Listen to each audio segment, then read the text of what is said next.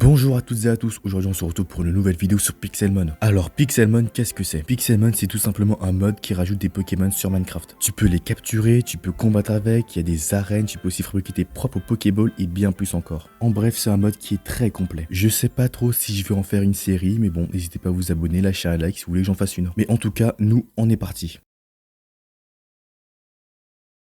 L'aventure commence avec un choix, celui du starter. Comme vous pouvez le voir, il y a tous les starters de la 1G à la 9G. Je choisis très rapidement Salamèche et l'aventure peut commencer. À peine j'arrive dans le monde que je remarque que j'ai spawn dans un village. Ce qui est très pratique en début de partie. Le jeu me donne un lit pour avoir trouvé un village et je commence l'exploration du village. L'avantage de spawn dans un village, c'est qu'il y a un centre Pokémon pour soigner ses Pokémon et une boutique pour acheter des Pokéballs, des potions, etc. Je continue d'explorer le village et dans les coffres, je trouve plein de ressources, notamment des Pokéballs et des objets de soins. J'ai clairement pas assez de place donc je les récupérerai bien plus tard. Car je dois me faire un stuff de base, hache, pioche, nourriture et plus important un sac à dos. Oui, car en plus du mode Pixelmon, j'ai rajouté 2-3 autres modes qui sont quand même bien pratiques. Ah oui, j'ai oublié de préciser mais les créatures classiques ne spawnent pas, donc pas de zombies, de vaches, tout ça. Pour la nourriture, je pourrai en récupérer directement sur les Pokémon en les combattant. Et ça sera pareil pour tous les autres loups des autres mobs Minecraft. Comme par exemple le sac à dos. Pour le faire, il me faut du cuir et de la ficelle. Pour le cuir, ça sera directement sur les fouinettes et les écrémeux. Et pour les ficelles, ce sera sur les aspicots, les chenipons et les chenipotes. En bref, la plupart des Pokémon insectes. En continuant d'explorer, je trouve un village abandonné. Je le fouille et bon bah bien évidemment, il n'y a personne. Je récupère du blé pour me faire du pain et je me fais agresser par un Teddy Ursa. Wesh, je viens de me faire agresser par un ours là? Non, mon Pokémon va mourir. Bon bah malheureusement, j'ai perdu le combat et mon Pokémon est mort. Malgré cet incident, je continue de piller le village et je coupe mon premier arbre pour me faire ma première table de craft. Lâche-moi toi, vraiment il fait ma mort celui-là, c'est pas possible. Je me fais une pioche et avec je récupère la pierre des maisons. Mais au loin, je vois un temple du désert. Sur le chemin, je trouve une ultra brèche, mais pour l'instant, je ne peux pas y aller. Ce qui est un petit peu dommage vu que dans les ultra brèches, il y a pas mal de ressources intéressantes. Promis, si j'ai le temps et j'en croise une autre, j'y vais. Mais bon, je rentre dans le tombe et je trouve du stuff intéressant, notamment un vieux tortille, qui se vend extrêmement cher aux marchands. Je ressors du tombe et je continue à récolter de la pierre jusqu'à ce que ma pioche se casse. Je rentre au village et je me fais du pain et mes premiers outils en pierre, avant de passer la nuit à la belle étoile. Et au réveil, j'ai remarqué que mon Pokémon avait récupéré toute sa vie. Donc si jamais je dors, je pourrais soigner mon Pokémon. Intéressant. Je récupère ensuite la ficelle qui est sur les maisons pour me faire un sac à dos. Et maintenant, un des seuls trucs qui me manque, c'est du cuir. Je tente un combat contre un Fouinette et je gagne. Mon Salamèche passe au niveau 6 et surtout j'ai récupéré du cuir.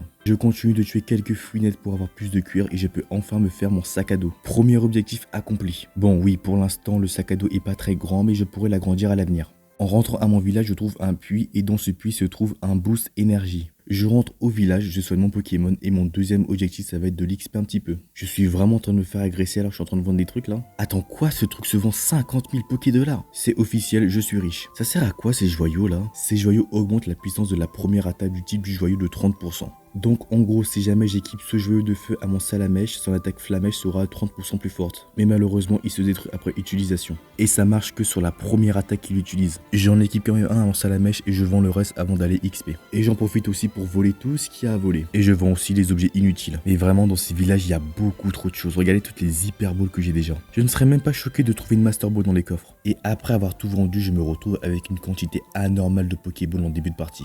Bon, maintenant je pars XP et je trouve un Topiqueur rose. Alors, il est pas shiny, mais c'est une référence à l'animé. Dans un des épisodes, à un moment, on voit une île avec des Pokémon roses. Ils sont comme ça à cause des fruits qu'il y a sur l'île. Alors, j'ai voulu le capturer, mais malheureusement, il m'a tué et je n'ai plus jamais revu après ça. Mais pour compenser, j'ai encore trouvé d'autres coffres avec plus de Pokéballs encore. Yes. Je trouve encore un autre puits et cette fois-ci, à l'intérieur, il y a un putain de multi-XP. Alors, c'est vrai qu'en multi-XP, c'est très pratique, mais je n'ai qu'un seul Pokémon pour l'instant. Et pour ceux qui savent pas, un multi-XP, ça donne de l'XP à un autre Pokémon qui n'a pas combattu.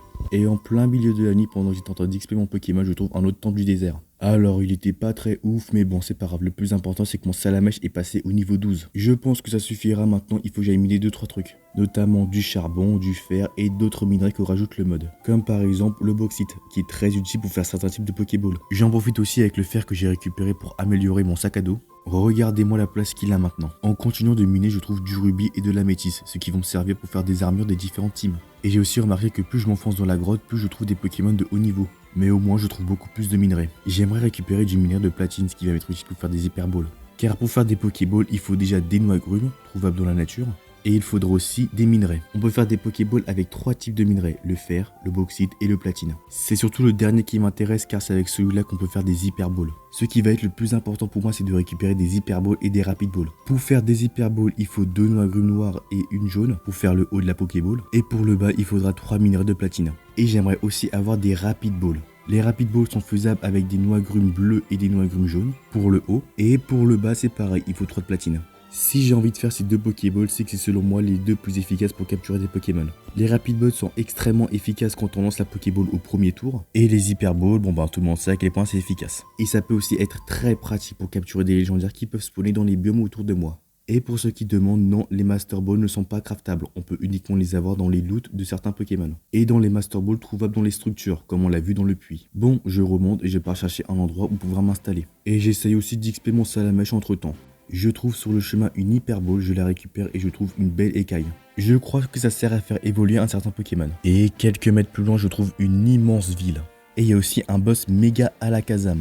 C'est justement sur ces Pokémon là que je pourrais looter une Master Ball. Et aussi si jamais je le tue, j'aurai de quoi faire méga évoluer Alakazam. Mais ce genre de boss sont 20 niveaux au-dessus de mon meilleur Pokémon. Et aussi je ne peux pas les capturer et il y a différents types de boss. On a les boss communs qui sont 5 niveaux au-dessus de mon meilleur Pokémon. Les boss incommuns qui sont 10 niveaux au-dessus de mon meilleur Pokémon.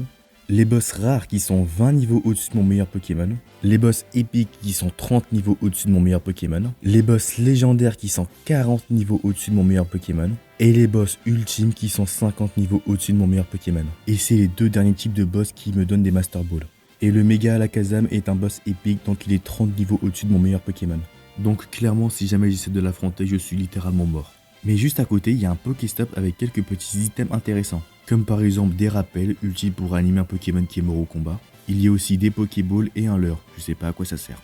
Et encore un petit peu plus loin, je trouve des noix agrumes noires. Ce qui est, comme je vous l'ai dit, très pratique pour faire des hyperballs. J'en récupère pour les replanter plus tard et je trouve aussi des noix agrumes bleues. Ceux-là sont du coup utiles pour faire des rapid balls. Et ben dis donc, cet endroit est vraiment incroyable. Je pense que je vais m'installer ici, ça m'a l'air pas mal. Maintenant, j'aimerais avoir toutes les noix agrumes différentes. Ça pourrait m'être utile car j'ai prévu de faire un immense champ de noix agrumes. Je trouve très rapidement les noix agrumes roses, blanches, jaunes et vertes. Mais je mets beaucoup plus de temps à trouver les noix agrumes rouges. Elle est où cette noix agrume là? Il me manque plus qu'elle en plus. J'ai quand même passé le reste de la nuit à chercher cette noix agrume. J'en ai aussi profité pour explorer un peu et dans un puits j'ai trouvé ça.